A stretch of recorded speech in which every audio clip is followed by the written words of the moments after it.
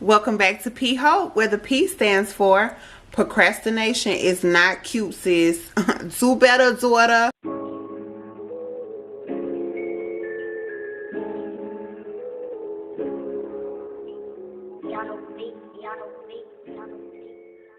Hey y'all, welcome back to P Hope. I am here with another episode of Love After Lockup. This is season 3 episode.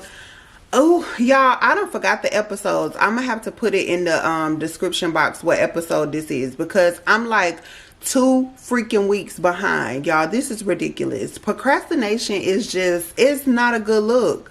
It ain't even a good look. But I know that y'all love me and y'all gonna forgive me. So I'm gonna jump right into this video instead of complaining, because it is a Wednesday. So I'm just giving y'all this in the middle of the flipping week because it's drizzly outside.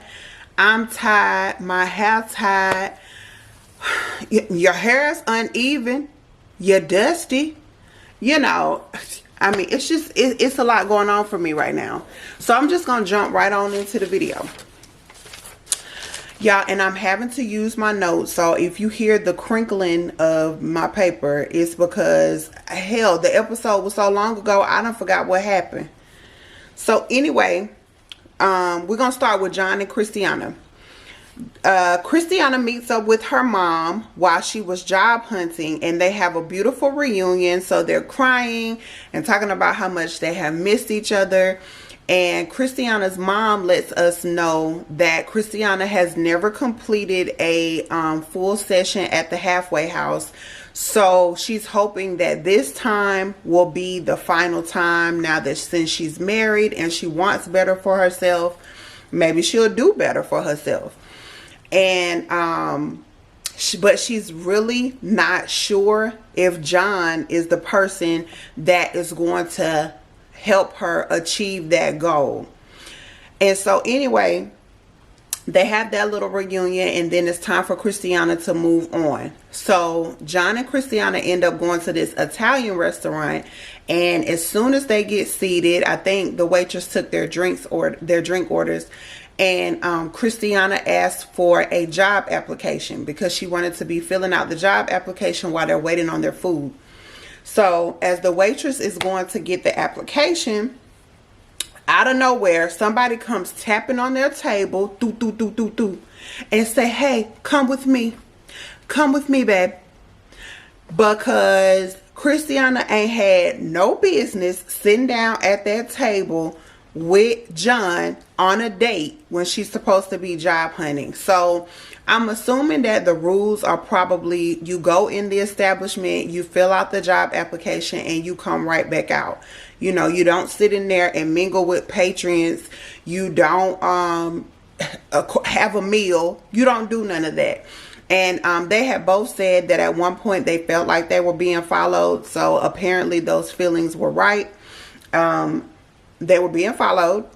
And so it resulted in her having to be immediately rushed back to the halfway house. Of course, John is upset. He's like, "Man, you know, we've only been married 2 days and look what done happened." And so Christiana, when she does get to talk to him, she lets us know that they gave her what is called a ticket, which means that they hold her for an extended period inside the halfway house, and that she is not allowed to go out job hunting right now. And so at this point, it has me, even though it's ultimately Christiana's responsibility, I'm kind of on Christiana's mom's side with, you know, John, are you really the best influence for Christiana? Because Christiana has already told us her struggles within the halfway house. She's already escaped from the halfway house at one point, and you know, that's where most of her demons are. You have a lot of drug users at the halfway house.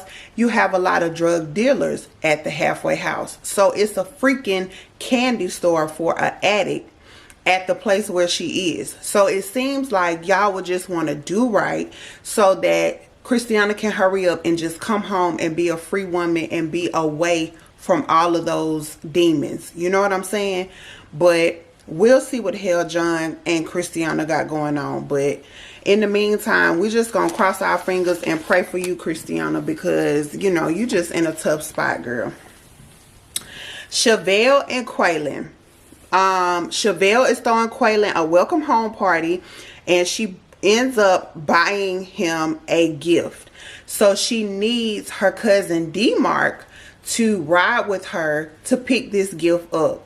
So they pull up to this, it looks maybe like a mom and pop auto shop or whatever. And she has purchased Quaylin a truck. So Chevelle's cousin D-Mark is looking like, this is for Quaylin? And she said, yeah. And so he was highly upset. Like, he was pissed because he's not understanding why the hell Quaylin is deserving of a whole truck and he just got out of jail. He hasn't proven himself to be anything relevant in her life at this point. So, like, what are you doing? So, you know, D-Mark is that cousin that's not going to sugarcoat anything. He's going to keep it all the way a stack with you, and you either can respect it or check it. Period. So, but, you know, of course, Chevelle is doing what she wants to do, and she ends up, you know, bringing the truck home. I think the truck was either $5,000 or $15,000. I think it was $5,000. And, so yeah, they come on back to the house with the truck. While they are at his welcome home party, Quaylin goes outside to see his new gift that Chevelle has brought. And, you know, which of course he steps outside and see this big ass truck. So he is just as surprised as the rest of the family. And cousin D-Mark is sitting in the back like he is sucking on a lemon or a pickle or something, because he just like, he's pissed. He's absolutely pissed that, you know, Chevelle went ahead and went through with it. Let's see. They have this scene where Mama Quavo is back in the house and she's sitting on the sofa, and Chevelle's mom comes in the room. So she's like, you know, girl, sit down, let's chop it up, whatever. And one of Mama Quavo's first questions was, you know, why is your daughter so thirsty? So she wants to talk about why Chevelle is breaking her neck to buy Quaylin all of this stuff. And so Mama Quavo says that Chevelle is a paymaster. And so, of course, Mama Chevelle is taken aback. And she's like, well, I don't see how you consider my daughter a paymaster. She's just doing what's in her heart to do. And so, you know, at the end of the day, your son is a user. And that's just what that is. So the moms decide to cut that conversation short before things started going to the left, because of course Mama Quavo gonna feel how she feel and Mama Chevelle feel how she feel, which is, you know, it's understandable. Let's see. D-Mark is still not here for anything that's going on at the damn party, and he feels like Chevelle doesn't know enough about Quaylin for her to be doing the absolute most. Quaylin's sister, Queandria,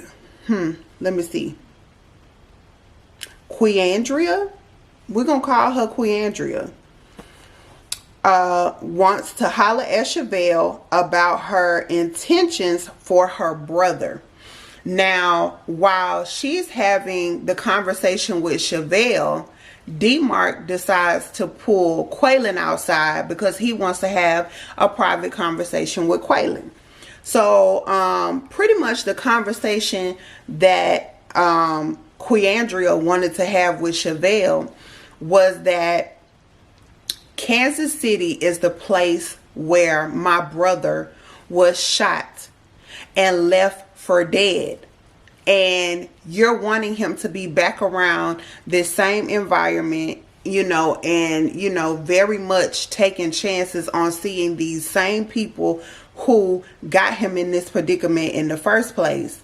So I'm not saying that you have wrong intentions or bad intentions for my brother, but what I am telling you is that if anything happens to my brother while he's out here under your care, I'm gonna come see about you. That's what all I'm trying to say. And you know, Chevelle took it in, but at the same time, she was like, at the end of the day, your brother's a grown man. He's going to make his own decisions. And right now, that decision is being here in Kansas City with me. So, you know, if something happens to him while he's in Kansas City, then, you know, me and you don't have to cross that bridge when we get to it. Because I said what I said, just like you said what you said. So, yeah, that was the girls. And now D-Mark is outside with Quaylin. And D-Mark is just pretty much letting Quaylin know that, look, I don't know you, but from what I do know, I don't like you because you're accepting all these things from my cousin. You haven't done anything to be worthy of the things that my cousin is giving you. You just haven't proven yourself. And you know, he's not completely putting everything on Quaylin, because he also said that, look, I know my cousin. I've been there through all her relationships. So I know that she is a naturally giving person. So she's going to always do what she has to do to make her person happy and, you know, make sure that her person has everything that they needs to have. But at the same time, she always ends up getting her heart broke in the end. And I feel like you're no different from the rest. You know, I feel like you're going to get whatever you're going to get out of this situation, and you're going to break her heart. And the difference between every other time and this time is now she also has a daughter involved. She's a package deal. So when you break her heart, you're also breaking her daughter's heart. So until you prove otherwise, that you are going to step up to the plate and be this person that you have promised her this whole time you've been locked up, I don't fuck with you. I don't like you. And so, you know, Quaylin is just taking it in. You know, he doesn't really have much emotion on his face at this time, because I feel like, you know, like he has told us time and time again, he's been locked down for 12 years. 12 years. So he has heard way harsh stuff than what the hell D-Mark is talking about. But at the same time, he is just kind of standing his ground and saying, you know what I'm saying, I feel what you're saying. So if you don't trust that I am that one that I said I'm going to be, then I'll just have to prove it. You know what I'm saying? Only time will tell. And so the two men just kind of leave it at that. It's like, okay, if you don't fuck with me, you don't fuck with me. And, you know, hopefully my actions will get you to a place where you can at least respect me. And that's where they left that at. I don't know what it is. In certain scenes, Chevelle will be absolutely normal looking, and then you will see her with this pancake batter cremation number 5 foundation on her face that is the complete wrong color. Like, girl, I don't know if, you know, if you just on the last little sip of that foundation and you just gonna go on and use it up, or what. And then she puts this bright red lipstick on top of it. So I'm like, you know, not only are you dead, but then you street walking at the same time. It's just too much for me. So y'all, but besides her makeup, that was it for Chevelle and Quaylin. Jesus Christ. Scott and Lindsay, y'all. Lindsay ass is finally coming home. Lindsay calls Scott and tells him that she is getting out and that she can come directly to him. Now, y'all remember when he made that big to-do and he got the limousine and the food and all the stuff that she needed. She was going to see him for a brief period of free time, and then she had to go directly to the halfway house. But now, because of Miss C-19, they have bent the rules just a little bit, and they are letting, I guess it's just particular inmates, be released directly to wherever they're supposed to be residing once they get out. So the stipulations are that so she will go straight to Scott's house, but she's just not allowed to go anywhere. So it's like being on house arrest, you know, but you just don't have that period where you can get out the house for a couple of hours a day. That's the only difference. So she's at the airport, y'all. It's 8 o'clock in the morning. The airport is butt ass empty. She scanned the airport, and we did not see nobody there but the employees. And she eventually boards her plane.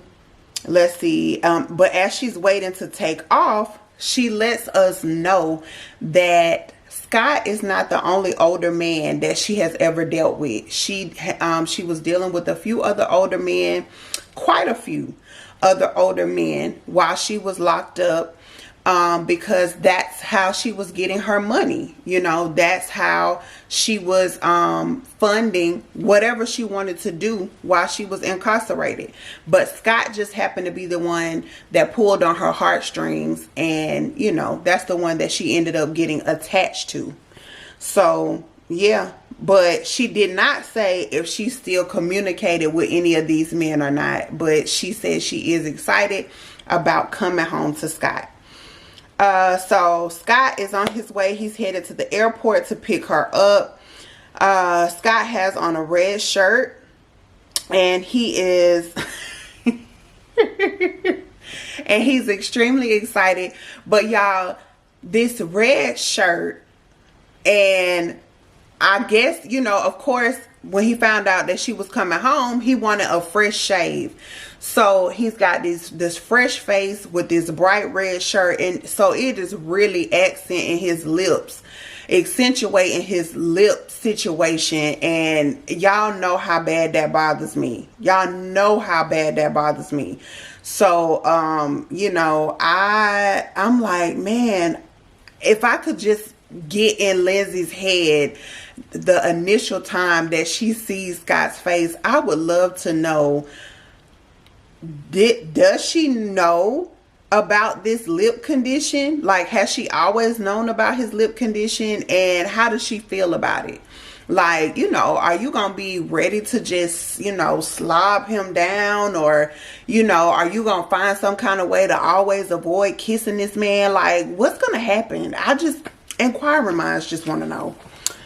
But anyway, Lindsay has to be quarantined for 14 days before she can go and see her daughter, Molly Grace, which, you know, that makes sense. You have to be tested for COVID, and then still quarantined for 14 days because, you know, you're just coming out of jail or whatever. So they get to Scott's house, and Lindsay is pissed off. She says that, you know, the truck that he came and picked her up in looks like something that she would go mudding in, which it does. It looks like those trucks that a lot of people go mudding in.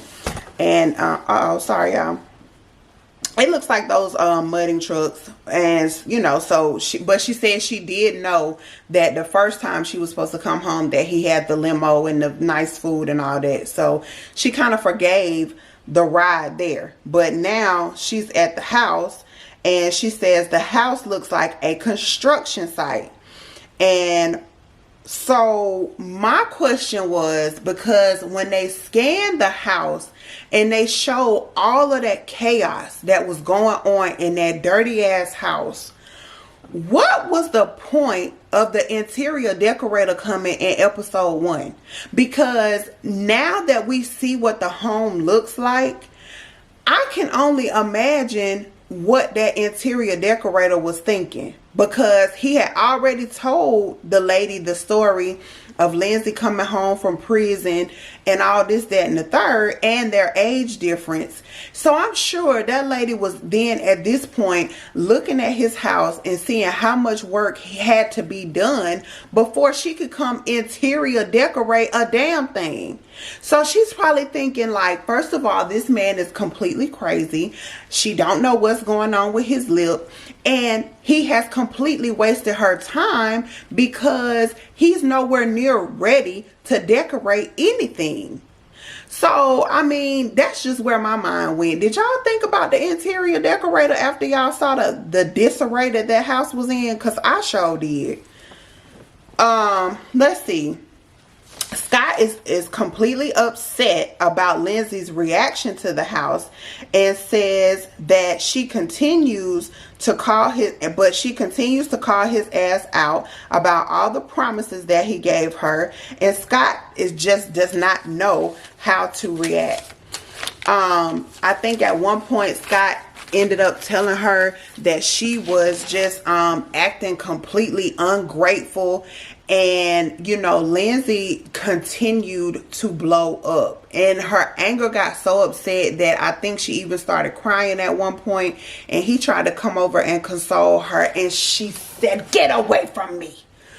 I said, "Okay, Scott, you better get away from her because, you know, she's not ready. She's not ready." Like, because he was like, "You know, I don't understand what you want from me. I broke my neck to move down here so that I could be with you. I got this house for you. I got this, you say you wanted your closet to look like this closet in the magazine. So, you know, I just got a few more things that I need to do to it. But, you know, for the most part, I got the closet how you wanted it." And she said, "I don't give a damn about this closet. Because the room that little Molly Grace is supposed to be staying in, I don't know what that was in there. I don't know if those were hardware tools or if that was stuff from him working out. I don't know what that was. But like Lindsay said, it's nowhere near ready for a human being to live in." And she said that it was dog hair and it had an odor in the house. And it was just hair everywhere. And so she even made a point to say that it was dog hair, full of dog hair in the damn tub in the bathroom. And so he was like, "Dog hair in the bathroom? Well, I don't know how that got there." And she's like, "Yeah, because you continue to lie. You telling me that you done cleaned up, but you know, it's weeks and weeks of dog hair in this tub. So obviously you haven't cleaned up the way that you said that you cleaned up." And so you have to remember that Lindsay is coming from a prison. In prison, besides all the extra bullshit that they get themselves in, a lot of their day is spent cleaning, whether they want to clean or, you know, they are made to clean up. What you're going to do while you're locked up is you're going to keep your area clean. You're going to keep any area clean that they tell you to keep clean.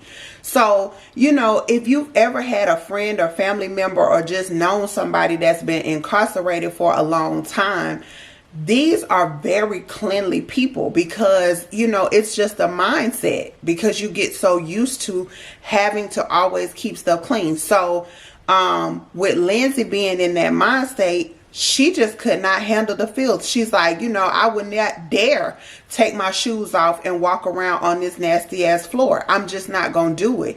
And she said, you know, of course, by me coming from prison, I don't mind pitching in and helping clean up. But this is just beyond. This is just doing too much. So she has a mental breakdown.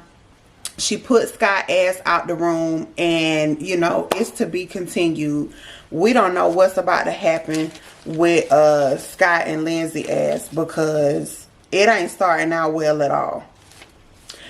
Jessica and Maurice, okay, deciding if they're going to cross the state line, because y'all remember on the last one, Maurice was like, you down for me? You know, you down for me? You my ride or die? You my ride or die? And I'm just like, Lord have mercy. So they go to Nevada, where should they go to Nevada where Jessica lives, or should they stay in Compton? So she pulls over at the state line, and Maurice is still asking if she's with him or against him. And of course, you know, in true dumbass Jessica fashion, she's like, I'm with you. I'm with you. Oh, Jesus. And so, let's see. He decided that he wanted to pee on the Compton side, and he said, F Cali, and we about to jump in this car and we about to head on out. They about to ride on out to Las Vegas. So they ride to Las Vegas, straight to Jessica's house. As soon as he gets in the door, he is super excited. He says that the house is huge. The carpet is extra soft. The walls are painted and decorated to perfection. He's got a little gym set up. The kitchen is snacked up, meated up. Those are in his words. And and that the bedroom is fit for a king. And he kept referring to everything as our house. Like, man, you got our house just, you know, laid out. This shit is plush. Like, our house is the shit. And I get it that it is technically their house because they are a married couple. But I'm like, my G, you ain't contributed 10 cents on nothing that is up in this house. Like, your only contribution at this particular time is peeing. So, you know, I want you to just sit back a little bit on the our house. You know what I'm saying? Just say, you know what I'm saying, this is nice. I'm enjoying this. You know, I could get used to this. This is the good life. But all of this our house and my our, I don't like it. I ain't here for it. Let's see. So Maurice hits a hot bottle of vodka, and now he is ready to get asshole naked and take a shower so that he can go meet his in-laws. Okay, Jessica is mostly concerned about how her dad will perceive Maurice because he can be a bit intense, and she puts a bug in Maurice's ear to not say anything to either one of her parents about violating the probation, just to come and be with her and to meet them. Maurice makes it all the way to the in-laws' house, and he walks in to their house like the Fresh Prince of Bel-Air, and he was like, this is it. And y'all, the dad was looking like, I don't know who home you think you at, but this mine up in here. Like, not, little boy, you ain't home. This is my home. That's how the daddy was looking. But you know, he tried to keep it cool for the most part. So Jessica's dad is just looking at Maurice like he ain't here for him as of right now. And Maurice ends up spilling the beans about the fact that he is not supposed to be there. And so her dad took that opportunity to pull Maurice outside to have a man-to-man conversation with him. And so the conversation just ended up being about the fact that, you know, he's a family man. He has worked hard all his life to get everything that he has, and he just wants to see the best for Jessica and all of his kids. You know what I'm saying? And so he wanted Maurice to know that he doesn't judge him for his past. He does not look at him for his color. He just wants to, pretty much, he just wants him to prove himself as being that man that he needs to be for Jessica, and eventually being a provider and a contributor to their home. That's all. That's pretty much all that Jessica's dad wants out of that situation. Jessica's mom's first impression of Maurice is that he is a sweet young man and that he does not seem to be a con man. That's pretty much all mama had for us And oh, and the dad also said that, you know, he really hopes that things do work out between him and Jessica, because he has always wanted a son, and you know, he would love to have that male figure that he can call to come over and help build little house projects with and go fishing with. And so, you know, Maurice is definitely looking forward to all that. And it was a really good scene, you know, and it did seem like both of Jessica's parents were very genuine as far as the way that they were handling Maurice. So I think it went pretty well. Now, y'all, we got a new couple. We got a new couple. We have Heather and Dylan. And, you know, Heather is just as crazy as a jitterbug. I'm going to just tell y'all that off the top. Whew. We met her in the last episode. So she's like in this sex shop, right? But she's on the phone with him, and she's asking, maybe it was just a lingerie store. I said a sex store, but maybe it's just a lingerie store. But anyway, she's asking Dylan, like, you know, baby, what do you want me to have on when I see you? And he's like, you know, I want you to have on something sexy, but not doing too much. So she's like, okay. So she ends up hanging up the phone with him at some point, and then she was talking to the saleswoman in the store, and she's like, do you want to see my man? I know you want to see my man. And I said, I know this damn sales lady is just like, I'm so grateful that these cameras are in here with you, because I'm feeling unsafe. I'm uncomfortable at this point. And I know that damn lady was uncomfortable because I was uncomfortable for her.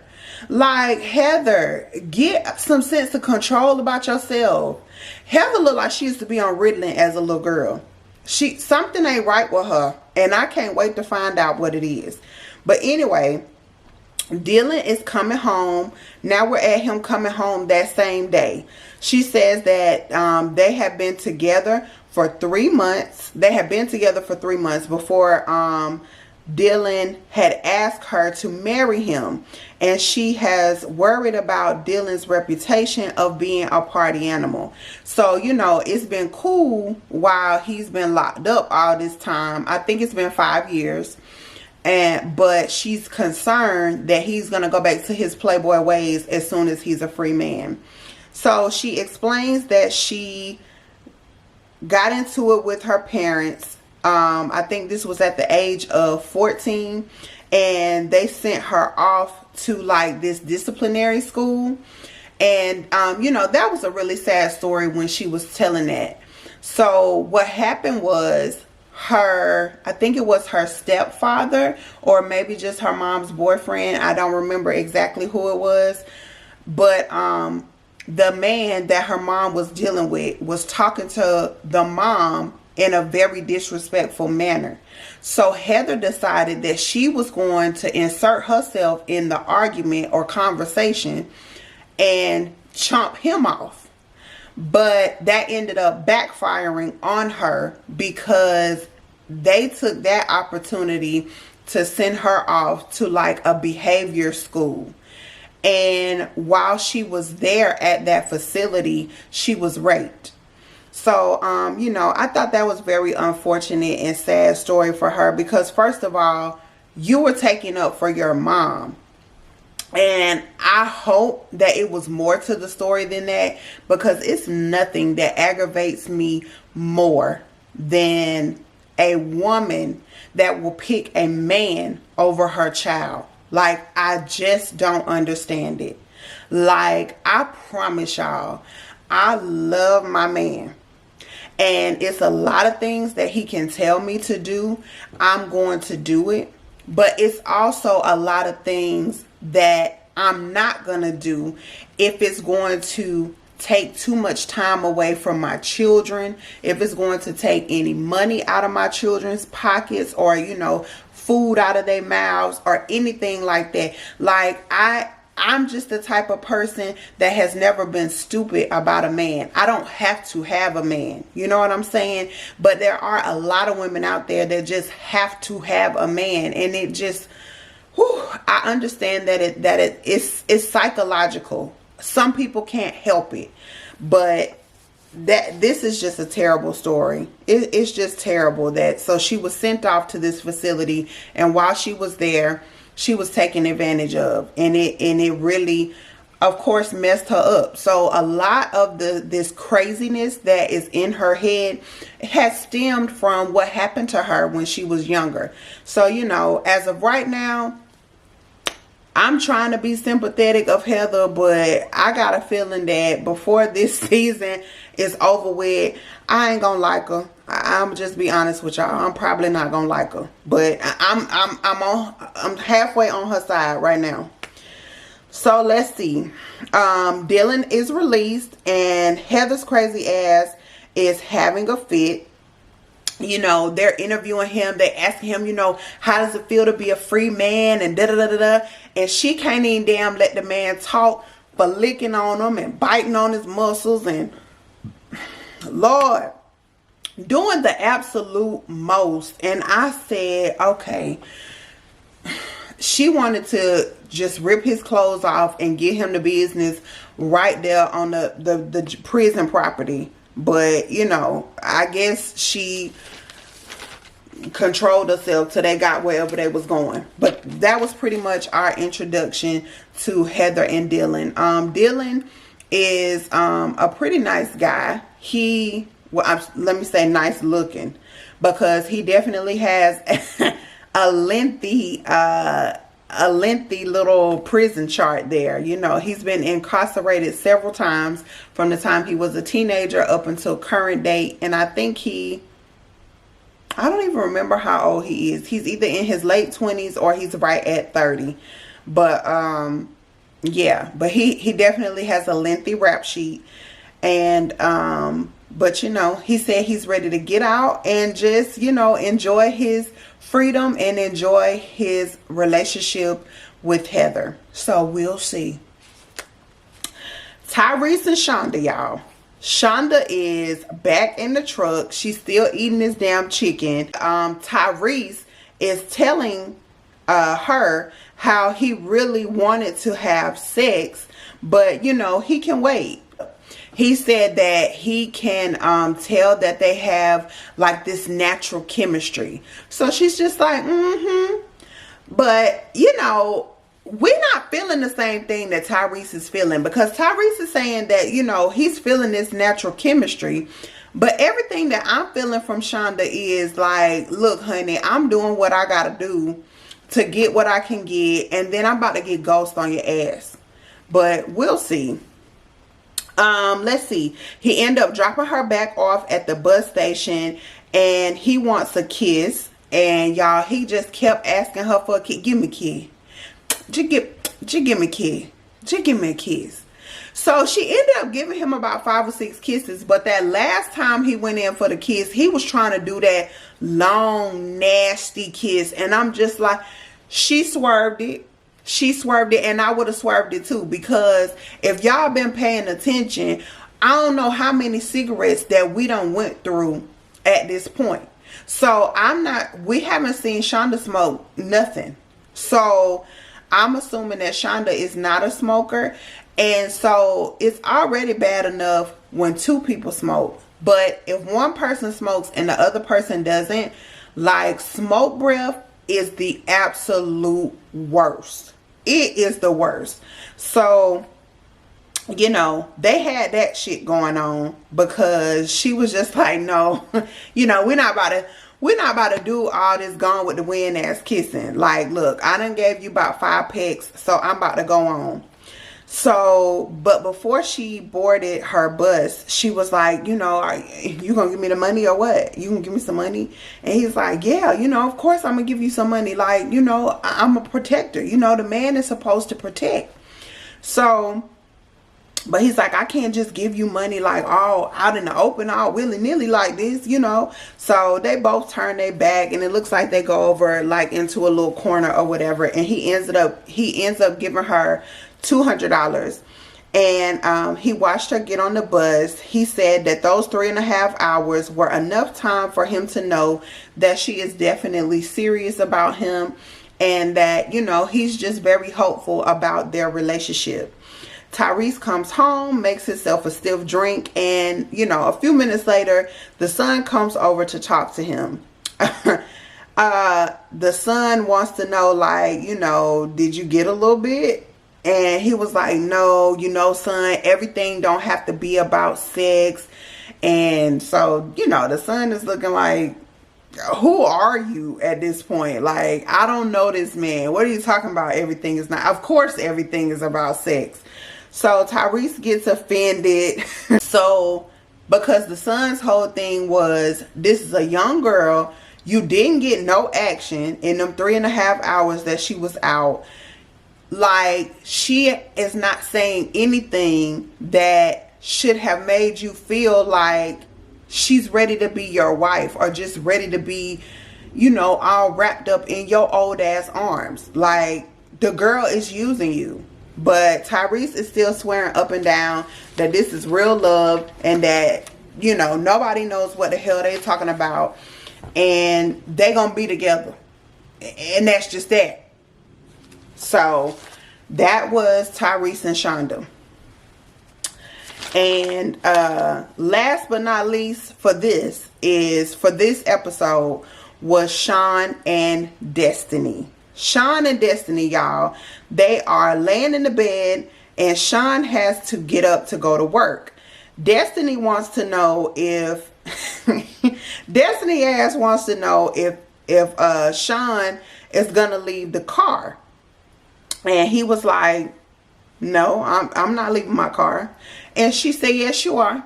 Yeah, you're gonna leave me the car because I need to do some shopping. I you know, and not only are you gonna leave the car, you're gonna leave me some money as well.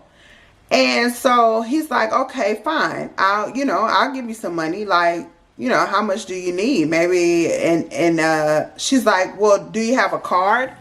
And he said, yeah, I have a card. And she said, well, what's the limit on it? He said $1,500. And she was like, $1,500? That's it? Like, he's like, okay, well, I'm already giving you cash, and then the card has a limit of $1,500. So like, what's the problem? And she said, well, I was thinking like 5 or 10. He said, what, 500? No, we're not counting backwards, my G.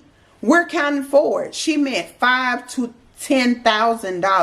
$5,000 to $10,000. Okay, that's what she needed to go shopping with that day.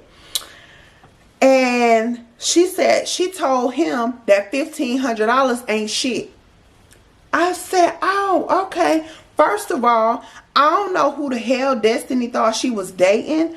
I don't know if she thought that. First of all, we don't know what kind of lies at this point Sean has been feeding her. So Destiny might not be the crazy one in this situation, because as we can see, that Destiny has caught Sean in several lies at this point. So he could very well be lying to Kiki at this point. So I ain't gonna call Destiny crazy just yet. But you know, she said $1,500 ain't shit. She need $5,000 or $10,000 to go shopping for the day, and she need a car. So he just need to get his mind right. Period. So she said she wanted to go buy some nice things, and then he says, well, are you even allowed to handle a credit card? She says that she has some stipulations in the past that has caused her to be banned from writing checks or having her own account. But she can handle this card. So at this point, she just needs him to shut that mouth and hand over that card. Because I done told you I need to go shopping. So Sean said that it's been extremely expensive to date Destiny. He has been digging in his 401k a lot lately, which is becoming very taxing, because of course every time you dig in that money, they put a penalty on it. So, you know, he says that he knows exactly what type of money his children will need for their future, but for him to bring that up, it just made me think that he has already started dipping into his children's funds. And I think that he is going to go for broke. He is going to go absolutely butterball butt broke fucking with Destiny.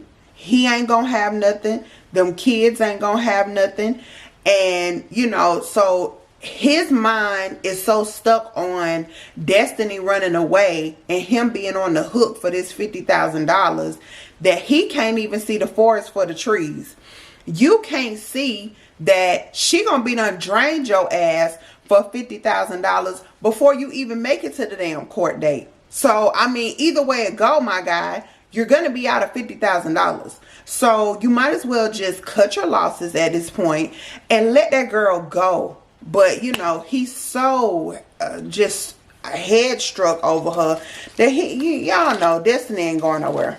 Oh, y'all. So, yeah, Destiny went in the store. And she goes, I guess it's like this furniture store. Long story short, she went in the store. She ended up finding a piece of furniture or a picture or something like that she really liked.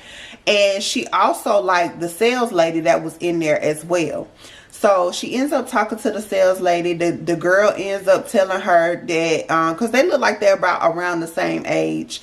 The girl ends up telling her that she has done 5 years in prison as well. So she definitely knows about that prison life. She definitely had girlfriends when she was locked up. And even though she wears a wedding ring on her finger, I believe she did say that she was single. And that she only wears the wedding ring because old creepy men come in there hitting on her. And she doesn't want to be bothered. And Destiny was like, well, you know, I'm hitting on you, so what's the problem? And she was like, well, you know, you ain't no old creepy man, like, so you can continue to hit, honey. And so Destiny asked her for her phone number. I think they were supposed to exchange phone numbers. She told her everything. She told the girl everything that she had going on at home with Sean. And now she's ready to check out. So remind you that Sean has put the card information on the phone so that all you have to do is scan the phone and you'll be able to make the purchase. So she's at the register getting ready to do all of that, and y'all, the shit declined. It declined. She was completely embarrassed. She was pissed off, and she let the girl know that, you know, she was really sorry for wasting her time. But the girl was, you know, she was very understanding. And she was like, you know, we'll hold it here. It'll be here. And, you know, you just come back and get it whenever. Because the girl had gave her a discount and everything. So, who knows what happened with that. But anyway, when Destiny gets home, she completely went off on Sean asked about being embarrassed in that damn furniture store. About the card being declined. And that how he needs to stop lying all the damn time. And so he says he's done lying, but he still has not told her about Kelly. He said that, now y'all, he said he didn't have no idea why that card declined, but it said that it was declined by the card owner. And y'all know that's the truth. If she already said that she wanted to spend $5,000 to $10,000 that day, he was not about to take that risk of having this girl just out buying random stuff that they don't need. So instead of, you know, letting her buy all the stuff and then coercing her to take it back, he just declined the card altogether. But when she got home, he lied about it, and he said that, you know, he don't know what happened. He don't know what could have happened because the card should have been working. But, you know, like I said, he said he's done with the games. He's done with the lies. And, you know, he lets us know in the confessional that the only thing she still doesn't know about is the communication with Kelly. So Sean says that 9 months is enough time for him to know that he is ready to take their relationship to the next level. So him and Hector end up going to the jewelry store.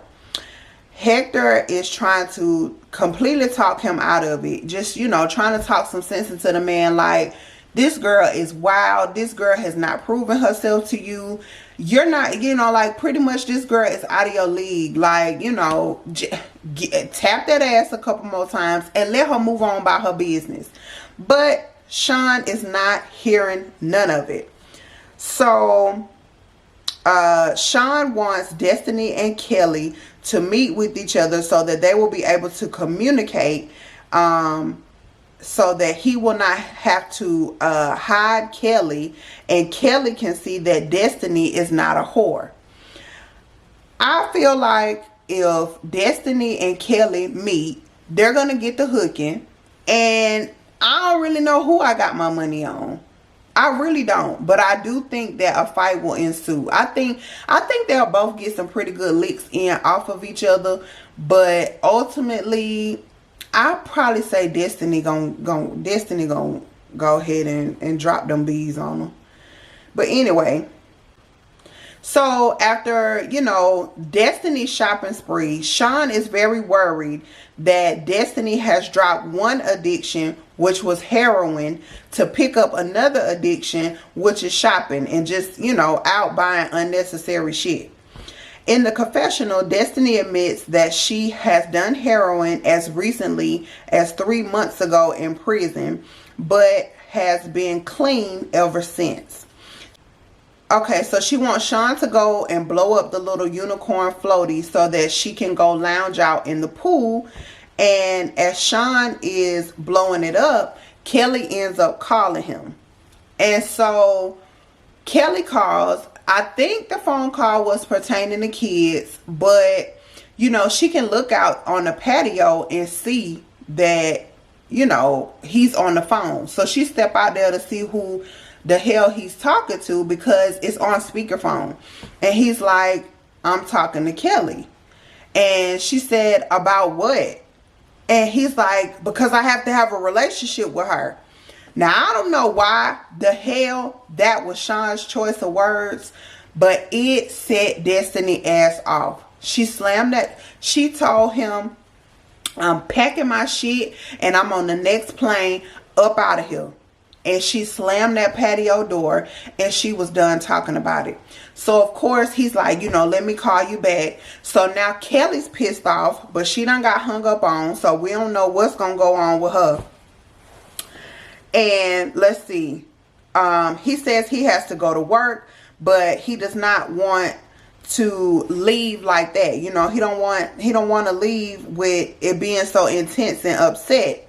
So, but, you know, he's headed out anyway, and he goes to his truck, and some kind of way Destiny ends up in his face. Y'all, I don't know what happened, because you can tell that the scene was edited from, you know, when it was calm to right when she said whatever she had to say. So, you know, he opens the driver door, and, you know, she said, you know, you're such a fucking liar, and she's going off on him and doing all this crazy shit. And then she just hauls off and she punches him like right here. And I said, oh my God, because when she hit him, I felt his dentures loosen up a little bit. I felt like his dentures, they're not as tight as they once were, because she got a good lick off of him. But that's okay, because she kept warning him and she kept telling him, I'm going to punch you in your face. I'm going to punch you in your face. So he eventually poked the bear to the point where she had to make good on her threat. Like, and she socked that man in the face. And I think that was it for them. So, you know, I'm real curious to see what in the world is going to go on with them when it picks back up. But anyway, y'all, that was my Love After Lockup review. We will not get any more episodes from them until October. So, because this was the, that's why it was a 2-hour long, because they are supposed to pick back up. That was the mid-season finale. They will pick back up in October. And so, of course, I will keep you guys updated. But they are giving us the season 2 cast while we are on break from the season 3 cast. So I'm about to go ahead and jump right into the next video of the season 2 cast and let y'all know what the hell that crazy ass has got going on. But you know, if you're not a fan of them and you're only here for these crazy ass people, then thank you so much for watching my review. This is your girl P Hope. I want you to be happy, be healthy, be safe, and I will catch you in the next video.